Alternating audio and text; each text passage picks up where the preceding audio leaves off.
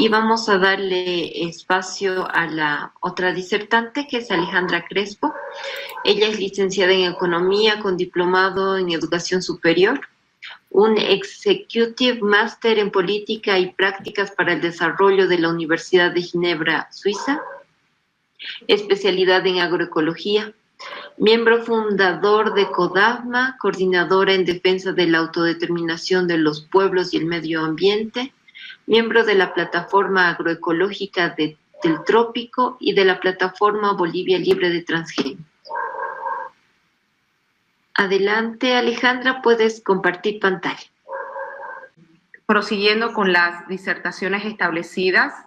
nuevamente muy lindo poder compartir estos espacios con compañeras de lucha de otros países. Sin duda, como dije en un inicio, hay muchas similitudes de lo que pasa en Ecuador con lo que pasa en Bolivia. Y bueno, si bien yo no soy abogada, soy economista, voy a hablar un poco sobre el tema de la normativa que actualmente está amenazando con más transgénicos en Bolivia y analizando un poco también la parte coyuntural, aunque ya mi compañera Rita ahonda un poco en el tema. Me parece importante señalar un poco el tema de la normativa versus la realidad, que creo que es lo que pasa en muchos países del continente, ¿no? Que por un lado va la normativa, pero sin embargo la realidad se expresa de otra manera, ¿no? Primero, que estuvimos más de 10 años, como todos bien saben, bajo el discurso de defensa de la madre tierra, de defensa de los pueblos indígenas, por ende de las semillas y de los ecosistemas, con el anterior gobierno de Evo Morales. Ese era el discurso que se vendía hacia afuera, inclusive hacia adentro del país, del famoso vivir bien, ¿no?, que pregonaba el anterior gobierno, y que obviamente todos pensarían de que en Bolivia había ese respeto justamente a los derechos de los pueblos indígenas y del medio ambiente, tanto así de que esto también se vio representado o expresado también en la normativa, como bien decía Rita, fruto de movilizaciones a nivel nacional que en su momento exigieron un cambio de la constitución política del Estado para poder garantizar un verdadero vivir bien, que es lo que los bolivianos buscaban, ¿no? Y tal es así de que en la propia constitución política del Estado se establece la prohibición de importación, producción y comercialización de organismos genéticamente modificados y elementos tóxicos que dañen la salud y el medio ambiente. También se establecen otras normas nacionales como la Ley de Revolución Productiva Comunitaria y Agropecuaria, que también los nombres de las normativas fueron muy rimbombantes, y la misma igual apuntaba a la conservación y patrimonio genético del país. La misma Ley de Revolución Productiva hablaba de que no se introducirán en el país paquetes tecnológicos agrícolas que involucren semillas genéticamente modificadas de especies en las que Bolivia sea centro de origen y diversidad. Es decir, por ejemplo, el maíz, que es ahora un tema tan debatido. También señalaba que todo producto destinado al consumo humano de manera directa o indirecta que sea o que contenga o derive de transgénicos, obligatoriamente deberá estar debidamente etiquetado sin indicar su condición. Así también se estableció con esta nueva constitución, esta nueva paquete de normas, la Ley de Derechos de la Madre Tierra, que fue un ícono a nivel mundial porque por primera vez se establece a la naturaleza como sujeto de derecho. Inclusive se la utilizó como ejemplo en el juicio contra Monsanto que se realizó, se extrajo parte de esta normativa justamente porque se veía un gran logro el poder tener como a la naturaleza como un ente de derecho y así poder respetarla y establecer un equilibrio y armonía con la misma, ¿no? También en el marco de la Ley de la Madre Tierra se habla de que se prohíbe la introducción, producción, uso, liberación en el medio y comercialización de semillas genéticamente modificadas. Es decir, de que el discurso del anterior presidente hablaba de la importancia de la defensa de la Madre Tierra, de la importancia del respeto a los pueblos indígenas, al medio ambiente, etcétera. La nueva constitución que se dio también hablaba de lo mismo. Sin embargo, los hechos eran otros, ¿no? Ya Rita un poco habló sobre el tema.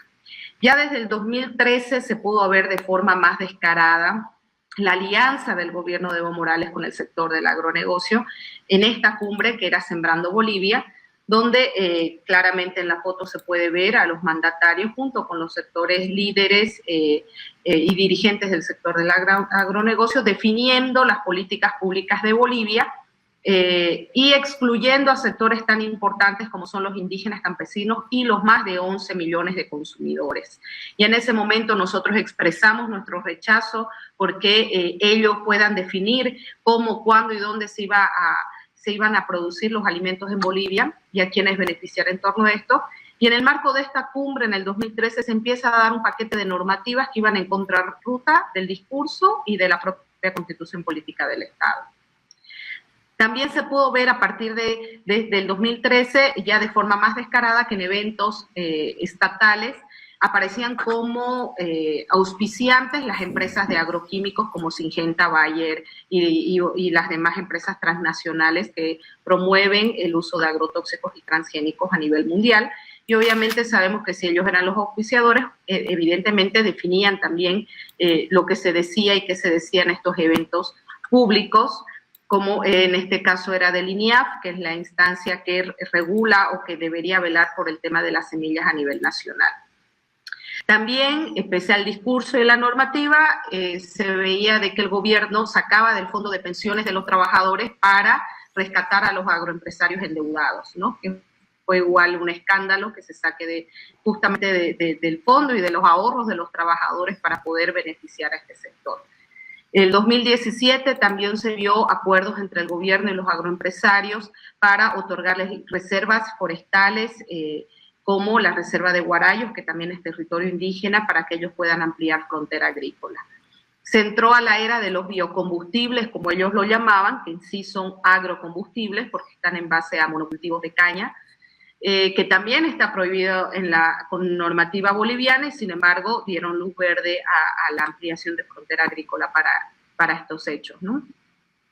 También ya era de conocimiento público la amenaza que corría justamente nuestro maíz nativo frente a la amenaza de los transgénicos que ingresaban por el Chaco boliviano, frontera con Argentina, ya era de conocimiento público. Y por eso es que, como ya decía Rita anteriormente, nosotros decidimos, si bien era un conocimiento general, ellos siempre decían que no habían evidencias, que no habían pruebas, y es por eso que nosotros decidimos ir al campo, donde verificamos en colonias menonitas que utilizaban maíz transgénico resistente al glifosato, totalmente ilegal, y también ahí recibimos la denuncia de comunidades indígenas y campesinas de que las propias autoridades regalaban la semilla para que ellos empiecen a utilizarla, ¿no? Que esa es una estrategia de las transnacionales que no solo se ha dado en Bolivia, sino también nos comentan que en Brasil y en Argentina se ha dado lo propio, ¿no? Entrar regalando la semilla transgénica para empezar el proceso de contaminación. Pese a estas denuncias que hicimos, que fuimos al lugar, etcétera, el gobierno de Evo Morales, mucho discurso, mucho retórica en torno al tema del medio ambiente, no hicieron absolutamente nada, ¿no? Y se fue dando un sinfín de normativas que al final apuntaron al desastre medioambiental y social que se dio el año pasado en Bolivia, con el incendio de más de 6 millones de hectáreas a nivel nacional, que obviamente afectaron, nosotros creemos que es un desastre no solo boliviano, sino mundial. El mundo hablaba de lo que pasaba en el Brasil con Bolsonaro, sin embargo en Bolivia también se estaban incendiando los bosques de una manera indiscriminada, y lo peor que nosotros señalábamos es que en el caso de Evo Morales fue algo planificado y premeditado, cosa que no pasó con Bolsonaro. ¿Y por qué decimos eso? Porque estos incendios se fueron de alguna manera planificando desde el 2013 en la cumbre que les mencionaba anteriormente, donde se saca una ley que es la 337, que es la ley de apoyo a la producción de alimentos y restitución de bosques, donde se da un perdonazo a los desmontes ilegales realizados entre el 96 y el 2011. O sea que todos los que hayan hecho desmonte de forma ilegal se les perdonaba. Eso ya se estableció en esa cumbre. Posteriormente, en el 2015, se autoriza el desmonte y chaqueo con fuego hasta 20 hectáreas para pequeñas propiedades sin ningún permiso. Es decir, que ya se daba luz verde para que puedan desmontar y hacer chaqueos hasta 20 hectáreas. El 2019 sale la ley de quemas que otorga otro perdonazo en el pago de multas de quemas sin autorización. Es decir, que a todos los que quemaron sin ninguna autorización se les perdona las multas, ¿no?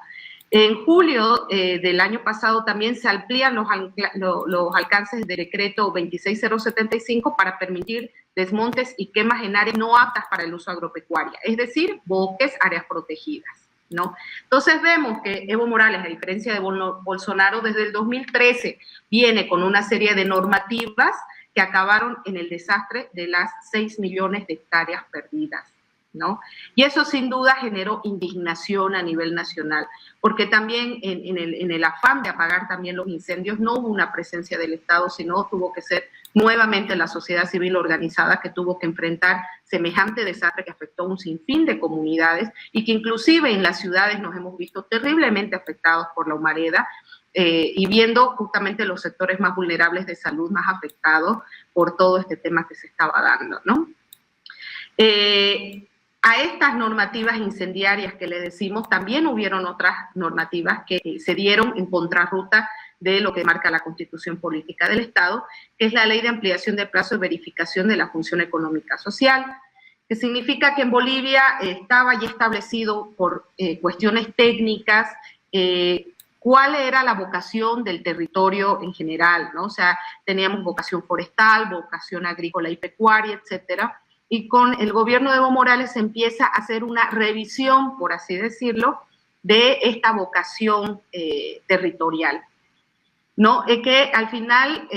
se consolida como en el caso de un departamento, de un área de las más mejores conservadas a nivel nacional, como es el departamento del Beni, se consolida la reversión de vocación forestal a vocación agrícola y pecuaria, lo que va a significar un desmonte de más de 10 millones de hectáreas a nivel nacional. Por otro lado, el año pasado igual hubo otro decreto, el 3871, que autoriza al Comité Nacional de Bioseguridad establecer procedimientos abreviados para la evaluación de soya de eventos HB4 y soya de evento intacta. O sea, pisoteando toda la normativa que les mencioné anteriormente, el año pasado igual con el gobierno, se abre esta puerta para estos eventos que ni siquiera han sido aprobados en otros países y que fueran incorporados en el país. Como les decía, se da el plan de uso de suelos, el cambio del plan de uso de suelos de este departamento, atentando justamente con 10 millones de hectáreas. Salió Evo Morales, entró el gobierno transitorio de Yanine Áñez, y bueno, algunos pensaron, la verdad, yo en lo personal no, que podría haber un cambio en términos de materia ambiental. Sin embargo, sigue el mismo modelo, siguen los mismos beneficiados con Evo Morales y con los que en teoría son su oposición, el agronegocio sigue bien posesionado y bien representado, ¿no? Y es así que se dan distintos decretos supremos como el 4232 de este año, que justamente de manera excepcional se autoriza un comité de bioseguridad establecer procedimientos abreviados para la evaluación de maíz, caña de azúcar, algodón, trigo y soya transgénicos, donde se le da un plazo de hasta 10 días calendario al comité para que haga aprobar esos procedimientos abreviados. 10 días para que hagan semejante análisis y vulneren tantos derechos establecidos que, bueno, ya como les mostraba, se venían vulnerando hace mucho tiempo, pero este gobierno en tiempo récord, siendo que aparte es un gobierno transitorio que no fue electo, que no le compete realizar este tipo de modificaciones o de cambios tan estructurales, porque esto van a ser sin duda daños irreversibles. La contaminación genética no es algo que cambia con los gobiernos, sino una vez se da y fue, ¿no?